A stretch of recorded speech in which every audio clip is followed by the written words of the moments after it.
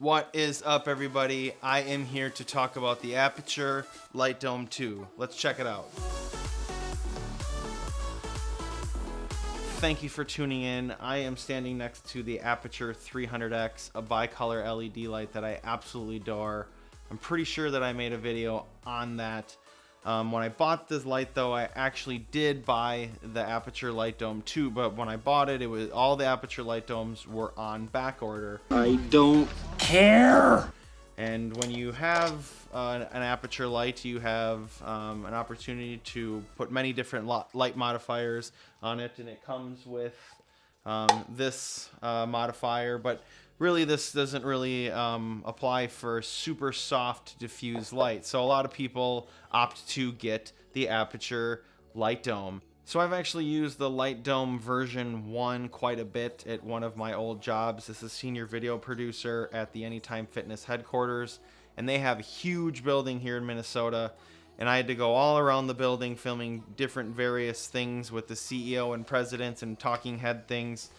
And instead of disassembling it after we were done, I would always just leave it assembled. The setup and the takedown of the Lightdome version 1 was such a pain that I would just opt to try and squeeze this thing through doorways and tight corridors, and it's, trying to fit an umbrella into a tight elevator is sometimes comical.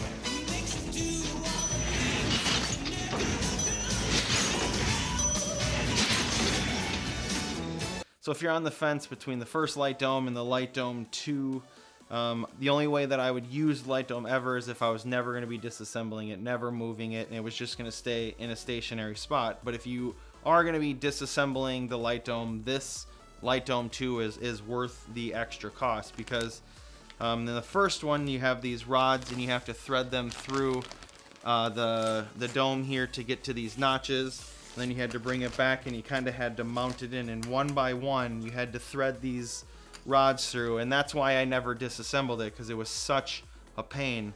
And through just genius ingenuity, Aputure has made the disassembling of this dome so easy. I can assemble the Lightdome in like 15 seconds. Slow down. All of the rods just pull right into place like that. And it takes so little time compared to the version 1. And then disassembling it is as easy as this.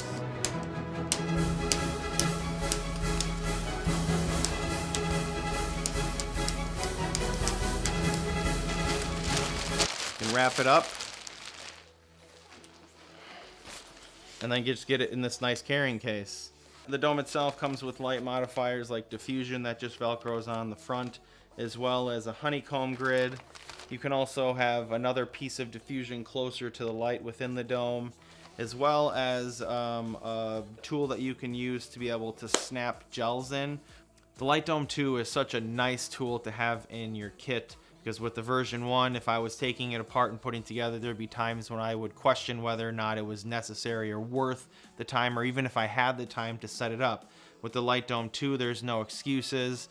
If you need a big soft source light, this is a good tool to have, as opposed to trying to maybe bounce it off of a wall or bounce it off of maybe a different piece of diffusion. This is a good soft source of lighting for talking head interviews or whatever you might need this light for. So I highly recommend the Lightdome 2. Thank you so much for taking the time to watch my thoughts on the Lightdome 2. If you've enjoyed listening to me talk, consider liking the video or subscribing to the channel. It certainly helps the channel grow. If you like V for Vendetta or green background lights, certainly consider joining the party. Again, thank you. I will see you guys in 2021. I'm gonna have to reach for this one.